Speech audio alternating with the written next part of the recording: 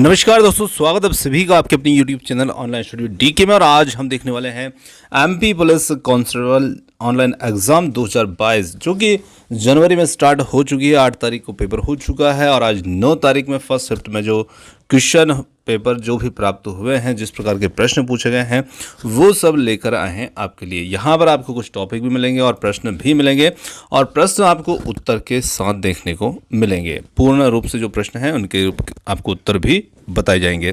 तो चलिए और देखते हैं आज के जो प्रश्न थे वो किस प्रकार के रहे और क्या पूछा गया था। तो बढ़ते हैं आगे हम।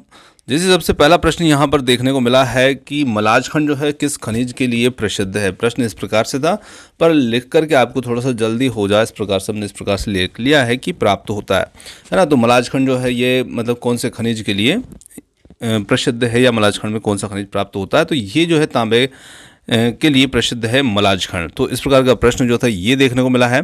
साथ ही साथ दूषित पानी से कल भी प्रश्न पूछा गया था और आज भी इसमें प्रश्न देखने को मिला है ना कि प्रदूषित पानी जो होता है, दूषित पानी जो होता है, इसके पीने से कौन कौन सी बीमारियां होती है। तो उसी से संबंधित कोई प्रश्न जो था वो आज भी फिर देखने को मिला है। हालांकि प्रश्न का पूछने का तरीका बदल सकता है, तो जरूर नहीं कि इसी प्रकार से ही प्रश्न को रखा गया हो, वहाँ पर किसी भी प्रकार से रखा गया, पर वो उसी प्रकार से रिलेटेड रहा है। तो दूषित पानी के सेवन से हम डायरिया, टाइफाइड, टिपीलिया, दस्त आदि जो रोग होते हैं, ये रोग इसमें देखने को मिलते हैं।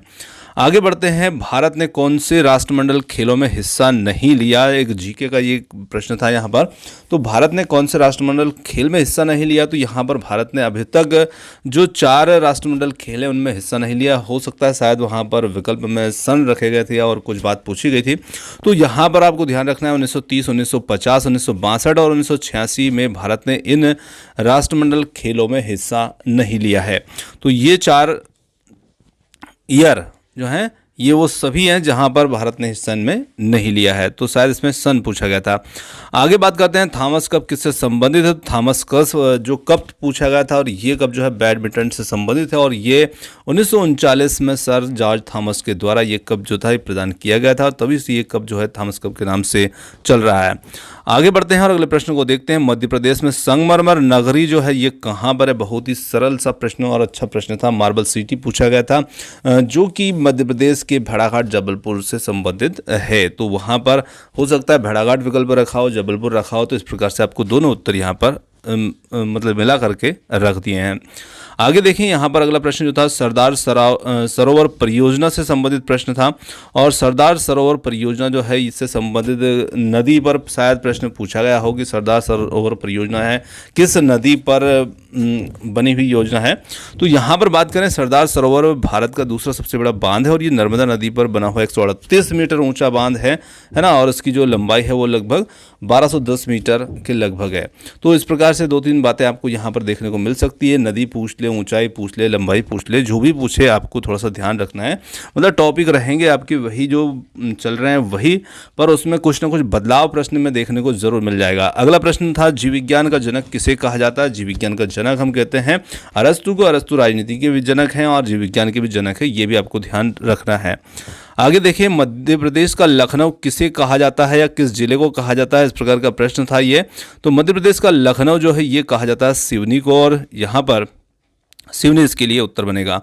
अगला प्रश्न था कथकली किस राज्य का नृत्य है। तो कथकली जो है ये मालाबार, कोचीन, त्रावणकोर के आसपास के प्रचलित नृत्य की शैली है और साथ ही साथ ये केरल की सुप्रसिद्ध शास्त्रीय रंग कला शैली भी है।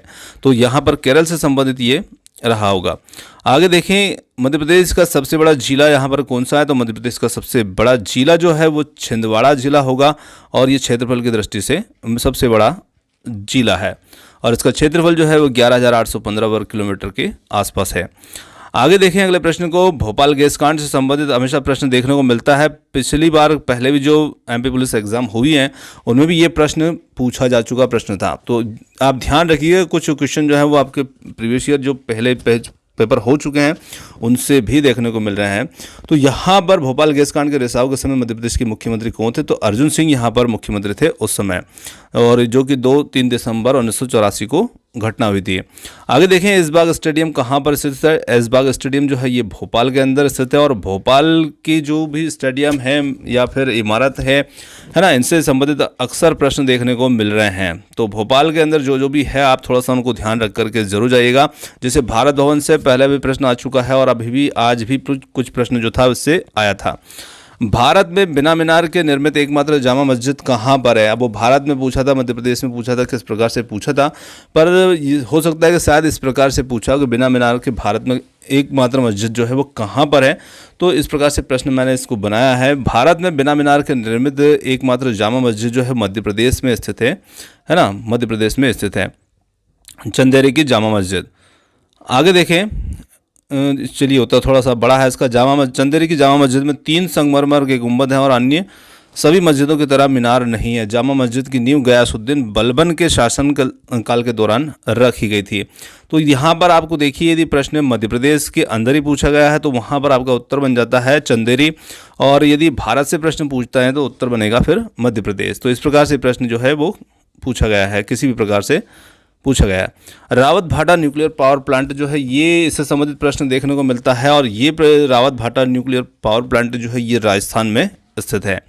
आगे देखें, मध्य प्रदेश में सोना कहाँ से निकलता है, या सोने का खनिज मतलब सोना जो है वो कहाँ प्राप्त होता है। तो देखिए यहाँ पर थोड़ा सा उत्तर मैंने इसका नहीं लिखा है, क्योंकि आप जैसे इस उत्तर को ढूंढने का प्रयास भी करते हैं तो मैंने थोड़ा सा इसलिए छोड़ दिया, क्योंकि कुछ खबरें या कुछ न्यूज़ जो है वो बाद में भी, यानी कि जो हमारा जो स्थान है वो तो है ही है, पर साथ ही साथ कुछ और जैसे सिंगरौली के बारे में भी यहाँ पर चर्चा देखने को मिलती है, और कुछ दूसरी जगहों के बारे में भी है। तो वो पूरी तरह से मैंने उसको सही नहीं माना, मतलब उसकी पुष्टि जो है वो पूरी तरह से सही नहीं होने की वजह से मैंने यहाँ पर इसका उत्तर जो है वो छोड़ दिया है। आप अपने स्तर से उसको ढूंढ सकते हैं, यानी कि सोने का खनिज जो है मध्य प्रदेश में कहाँ है।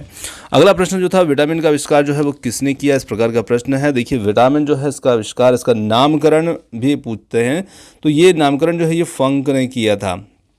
अब देखिए खोज से संबंधित प्रश्न यदि बात करें आविष्कार की या खोज की, तो यहाँ पर विटामिनों के कई सारे प्रकार हैं, जिसमें ए बी सी डी वगैरह सभी प्रकार हमें देखने को मिलते हैं, और हर विटामिन अलग अलग वैज्ञानिकों ने खोजा है। तो ये सिर्फ मतलब एक कॉमन प्रश्न नहीं हो सकता कि किसने खोजा, है ना। तो यदि नामकरण की बात करें तो नामकरण के ऊपर प्रश्न बनता है कि ये कैसिमिर फंक ने इसका नामकरण किया था। तो यहाँ पर उत्तर हमारा हो जाएगा कैसिमिर फंक। और यदि खोज की बात आती है तो वहाँ पर हो सकता है कि किसी विटामिन का स्पेशली नाम दिया हो कि विटामिन B1 की खोज किसने की, सी की किसने की, विटामिन B6 किसने की, इस प्रकार से। तो अलग अलग जो वैज्ञानिक हैं उन्होंने अलग अलग खोज की है ना। उनके बहुत सारे प्रकार है विटामिनों के। तो आगे अगला प्रश्न जो था, शरीर की सबसे मजबूत हड्डी कौन सी है।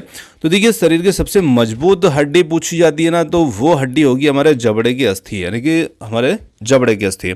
पर यदि शरीर की सबसे लंबी अस्थि के बारे में बात पूछी जाए तो वो होगी हमारे पैर की, यानी कि फीमर अस्थि।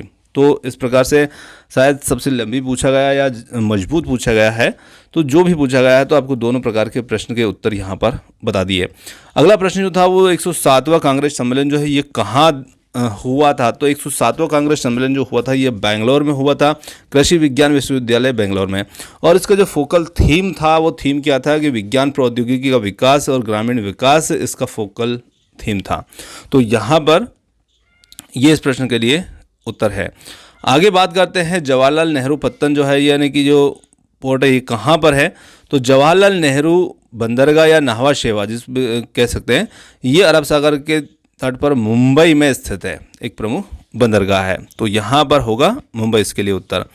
अगला प्रश्न है, कछुए की पीठ पर पाया जाने वाला शैवाल कौन सा होता है। तो कछुए की पीठ पर पाया जाने वाला जो शैवाल होता है ओगोनियम प्रोटोडर्मा एक शैवाल है जो कि कछुए की पीठ पर उगता है। तो यहाँ पर ओगोनियम या प्रोटोडर्मा दोनों में से कोई भी विकल्प हो सकता है।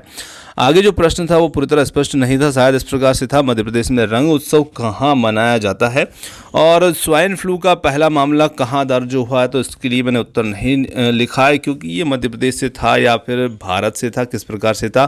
क्योंकि कुछ जीके के जो प्रश्न है वो मध्य प्रदेश से भी आए हैं, कुछ जो है भारत से भी आए हैं, और कुछ विश्व स्तर के भी प्रश्न जीके के देखने को मिले हैं। तो यहाँ पर इसलिए थोड़ा सा प्रश्न अधूरापन होने की वजह से इसका उत्तर मैंने नहीं लिया है।